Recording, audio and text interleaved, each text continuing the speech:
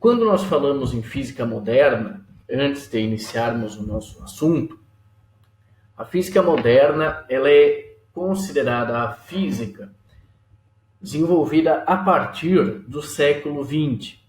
Então, a partir de 1900, um pouquinho antes, um pouquinho depois, nessa época, você tem grandes cientistas que dão origem, o conhecimento que eles auxiliaram no desenvolvimento, dão origem a uma nova física. Esse conhecimento dá origem a uma nova física, a física moderna. Física moderna, então, a gente remete essa física moderna ao início da física moderna, os primórdios da física moderna, ao início do século XX, em torno de 1900. O que aconteceu? No início do século XX, havia alguns problemas. A física clássica, quando ela previa alguns resultados experimentais, mas quando os físicos analisavam esses resultados experimentais eles não estavam de acordo com a física clássica. Então, vários experimentos, os resultados experimentais, eles não estavam de acordo com o que a teoria da física clássica previa. E quando falamos em física clássica é basicamente o que você estuda ao longo de praticamente todo o ensino médio, a maior parte. Mecânica, leis de Newton, termodinâmica, leis da termodinâmica. Então, a física clássica, ela fazia algumas previsões, mas na hora de analisarmos os resultados experimentais, esses resultados não estavam de acordo. De alguns experimentos. Estamos falando de alguns resultados experimentais. Então, como já falamos anteriormente, as teorias da física não explicavam os resultados de alguns experimentos. Quais eram esses resultados? Quais eram esses problemas? O problema da luminescência, calores específicos, atômicos, efeito fotoelétrico, radiação do corpo negro. De uma maneira mais geral, isso estava relacionado com a natureza e a propagação da radiação da onda eletromagnética, onde você tem aí uma divisão entre a visão mecanicista de mundo, vamos lembrar Galileu, Newton, e as visões oriundas da teoria de Maxwell, as equações de Maxwell, o eletromagnetismo. O primeiro problema que nós definimos dessa forma é o problema da radiação do corpo negro. Antes que a gente analise que problema era esse, nós temos que entender o que é para a física um corpo negro. E muito importante você lembrar disso, que um corpo negro para a física não necessariamente é um corpo de cor preta. Como assim, professor? Olhem só, corpo negro para a física não é necessariamente um corpo de cor preta. O Sol, para a física, é um corpo negro, mas o Sol não é um corpo de cor preta, por exemplo. Vamos entender, então, de onde vem essa denominação de corpo negro. O que é um corpo negro para a física? Antes de falarmos sobre o corpo negro, vamos revisar um pouquinho de ótica. O Isaac Newton, existe um experimento clássico da decomposição da luz realizada pelo Isaac Newton, a dispersão da luz. Então você tem um prisma e você tem a luz branca. A luz branca, ela é composta por milhares de cores. Nós as definimos em 7 cores. Na verdade, existem muitas outras cores aí no meio. Só que as 7 mais perceptíveis, ou que a gente define em algumas faixas, são vermelho, podem observar, vermelho, laranja, amarelo, verde, azul, anil e violeta. Então, a luz branca, ela pode ser dividida numa faixa de frequências. E cada faixa de frequências atribuímos uma cor. Nós geralmente falamos que a luz branca é dividida em 7 cores. Na verdade, existem muito mais cores aí. Mas, de maneira geral, a gente pode afirmar vermelho, laranja, amarelo, verde, azul, anil e violeta. Sempre nessa ordem. Num extremo você terá o vermelho e no outro extremo você terá o violeta. Vermelho, laranja, amarelo, verde, azul, anil e violeta. Se eu inverter o prisma, como nós temos essa figura, aqui você tem a luz branca. Você faz um furinho aqui na parede para que você tenha um raio de luz branca. A luz, ela muda de meio. Ela vai, por exemplo, do ar para o vidro, do vidro para o ar. Quando a luz muda de meio, ela sofre um fenômeno que nós chamamos de refração. Refração é quando uma onda, por exemplo aqui, ela muda o meio de propagação e ela muda a sua velocidade de propagação. Aquela sendo no meio que ela vai mais rápido para o meio mais devagar, onde ela se move com uma velocidade menor. Por isso ocorre esse desvio. E aqui nós podemos observar novamente. Então, quando a gente fala luz branca, ela está incidindo pelo ar, vai sofrer refração, quando entra, quando sai. O que acontece, então, é que você consegue decompor a luz branca nas cores. Aqui nós temos vermelho, laranja, amarelo, verde, azul, anil e violeta. O que é bem importante, pessoal, é vocês analisarem que num extremo você tem o vermelho e no outro extremo você tem o violeta. Lembrem bastante da nossa outra aula em que nós falávamos sobre o espectro eletromagnético, onde na luz visível, lembrem que as frequências imediatamente inferiores ao vermelho, infravermelho, as frequências imediatamente superiores ao violeta, ultravioleta. Quando nós olhamos um objeto, a cor de um objeto não depende apenas do objeto, ela depende da luz que incide sobre o objeto. Então vamos dar um exemplo. Temos um objeto aqui que ele foi pintado de azul. Quando a luz branca incide sobre o objeto, você enxerga esse objeto azul. Na verdade, esse objeto ele reflete um pouco das outras cores, mas predominantemente ele reflete o azul. Então o que ocorre? Você tem um objeto azul. Por que ele é azul? Imaginem que a luz branca incidiu sobre ele, vermelho, laranja, amarelo, verde, azul, anil e violeta. Esse objeto absorveu as outras cores, as outras ondas, e refletiu apenas o azul. Então esse objeto é azul porque ele refletiu o azul. Observe que interessante, ele é azul porque ele refletiu o azul. Ele absorveu as outras frequências e refletiu o azul. Vamos observar aqui um objeto, por exemplo, vermelho, foi pintado aqui de vermelho. A luz branca atingiu o objeto, o que ele fez? Ele absorveu as outras cores e refletiu predominantemente o vermelho. Então, nós já observamos que a cor de um objeto tem a ver com o que ele reflete. No caso de um objeto branco, nós temos a luz branca. Um objeto é branco, o que ele faz? Ele reflete todas as cores. Então, se eu incidir luz branca, ele vai refletir a luz branca. Na luz branca, você tem essas componentes na luz branca. Um exemplo que não está aqui é o seguinte: se esse objeto se eu utilizasse luz azul, se eu incidisse luz azul sobre esse objeto, ele refletiria o azul. E você enxergaria esse objeto azul. Então, quando você enxerga a cor de um objeto, não depende só do objeto, depende da luz que incidiu no objeto e que ele refletiu.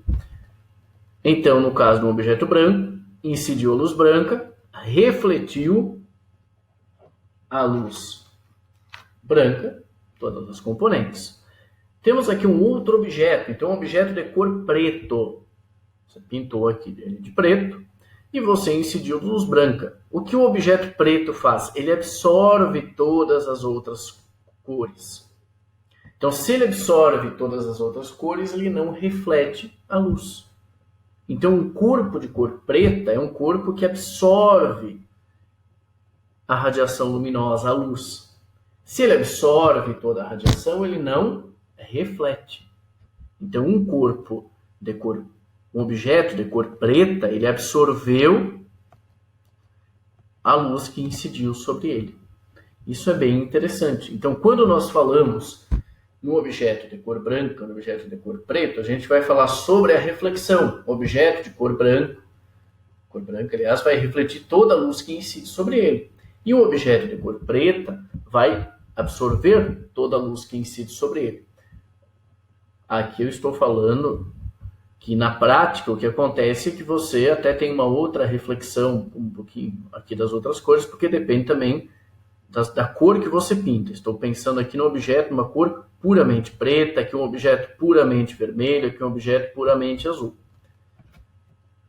E aqui um objeto puramente branco. Um exemplo interessante, eu até coloquei o link aqui, sugiro que vocês façam a leitura. Porque quando nós estamos com uma... Se tem um dia ensolarado e nós vamos no sol, vamos imaginar uma camiseta de manga curta, branca e uma camiseta de manga curta, preta, mais escura. Qual das duas esquenta mais? Será que depende da espessura ou não? Então, esse artigo, esse texto, é um texto bem curto e bem interessante, cujo título é Roupa Preta realmente esquenta mais no calor? Não vou colocar a resposta aqui, mas eu sugiro que vocês façam a leitura, é bem interessante. Lembrem sempre do que nós falávamos aqui. Na prática, certamente você já percebeu algumas coisas aqui, mas tem algumas coisas bem interessantes também nesse texto. Vale a pena a leitura. Para a física, então nós vamos utilizar essa ideia. O que seria um corpo de cor preta? Ele absorve a luz que incide sobre ele. Então, corpo negro, nós temos um modelo. Aqui nós temos um corpo negro, nós vamos chamar de corpo negro de orifício. Por quê? Porque tem uma abertura aqui. Você tem uma abertura e você vai incidir uma radiação sobre ele. Lembrem das aulas passadas que nós temos no espectro eletromagnético várias frequências. Todas essas ondas, elas são radiações eletromagnéticas. Então, você tem uma radiação que entrou aqui, refletiu e foi absorvido. Então, após múltiplas reflexões, esse corpo negro, ele absorveu essa radiação. Mas vamos lembrar, uma onda transporta energia. Então, o que o corpo negro fez? Ele absorveu. E ele absorveu a energia que incidiu sobre ele. O que seria um corpo negro ideal? Utilizando esse nosso raciocínio. Um corpo negro ideal é aquele que absorve todas as radiações que incidem sobre ele. Então, ele não reflete, ele absorve. Por isso o nome corpo negro. Não necessariamente um corpo de cor preta. Isso é muito importante, nós vamos ver daqui a pouco. Então, esse corpo negro, você tem uma radiação que incide, entrou aqui no orifício, sofreu reflexões e fez o quê? E absorveu essas radiações. Mas, ao mesmo tempo que ele absorve, o que ele vai fazer, então? Ele vai emitir. Veja bem, pessoal, ele não reflete. Ele absorve a radiação que incide sobre ele, absorveu energia. E ele emite radiações de distintos comprimentos de onda. Por quê? Porque ele absorveu energia. Agora ele tem que emitir energia.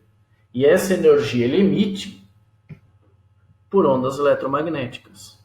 Então, quando nós falamos sobre um corpo negro, isso é muito importante você lembrar isso. nós analisamos o corpo negro a partir de duas perspectivas, a absorção e a emissão. Então, o corpo negro ideal é aquele que absorve todos os comprimentos de onda que incidem sobre ele.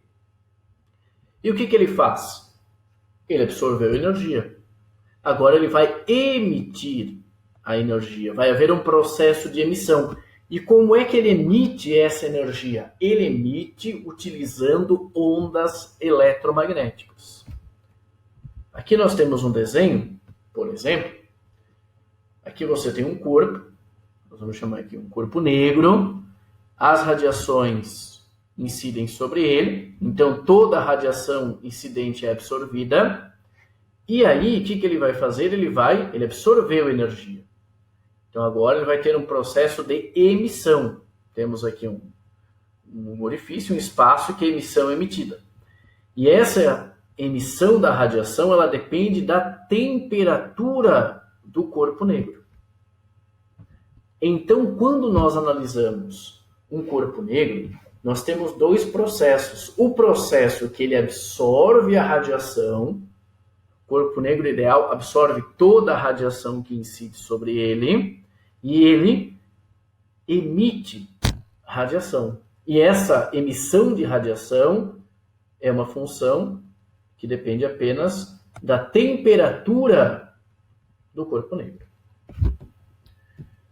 Então, muito importante, agora nós já vamos fazer uma revisão sobre o corpo negro, é que quando a gente analisa o corpo negro, nós vamos analisar a absorção ou a emissão. Então, um corpo negro, não necessariamente um corpo preto, ele absorve toda a radiação que nele incide. Isso é bem importante, pessoal, para você anotar no seu caderno, para não esquecer. Se ele absorve, ele não reflete.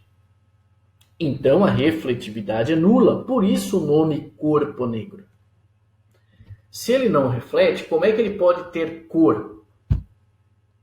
Ele não tem cor à reflexão, mas ele pode ter cor à emissão. Um exemplo, se você pegar aqui eu citei, por exemplo, uma lâmpada incandescente.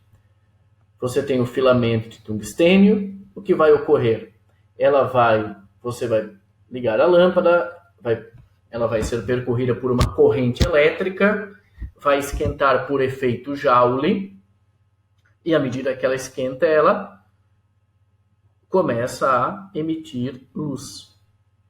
Um exemplo também, se você já viu filmes, por exemplo, da Idade Média, em que mostra aquelas pessoas que fabricam facas, espadas, por exemplo, se você observar, ou até numa indústria, você observa que se eu pegar um metal e eu esquentar a uma temperatura muito alta, ele emite luz própria. Então, essa emissão de cor não é a reflexão, ela é a emissão. Além disso, temos então, se ele absorve, se ele é um ótimo absorvente de radiação, ele tem que ser um bom emissor de radiação. Então, todo absorvente é bom emissor. Logo, o corpo negro, além de absorvedor ideal, é também um emissor. E o que ele emite? Conforme falávamos anteriormente, radiação eletromagnética, luz, calor, infravermelho, ultravioleta, enfim. Lembrem do espectro eletromagnético. E essa emissão vai depender da temperatura do corpo negro. Até agora, até esse momento, falei um pouco sobre o corpo negro, e lá no início do vídeo eu falei que a física clássica ela não explicava alguns resultados experimentais. Que resultados são esses? Então nós vamos ter um gráfico. Esse gráfico, você terá de um lado a intensidade da radiação emitida, e essa intensidade depende apenas da temperatura absoluta. O que significa isso? Temperatura em Kelvin, da temperatura absoluta do corpo e da frequência ou comprimento de onda da radiação emitida.